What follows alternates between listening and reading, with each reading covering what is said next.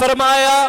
भैने सुना नाने दी हदीस सैयदा आदिया ने ओए मैं सैयदा दे हौसले तो कुर्बान जावा ओए किसे दा पुत्र बच जाए मां आती है मेरा पुत्र बच गया है खुश हो जाती है पर ओ मां जड़ी दीने मुस्तफा तो अर्श लुटा जाती है आख्या नाने दी हदीस सुन ले फरमाया भैने सुना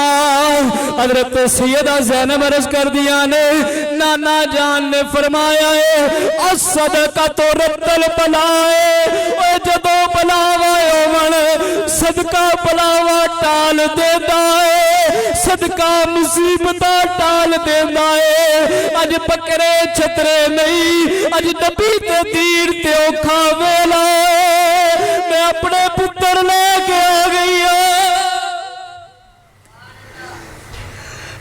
मैं अपने पुत्र लेके मैदान विच आ गई अज दीन ते औखा वेला है जदों मदीने चली सा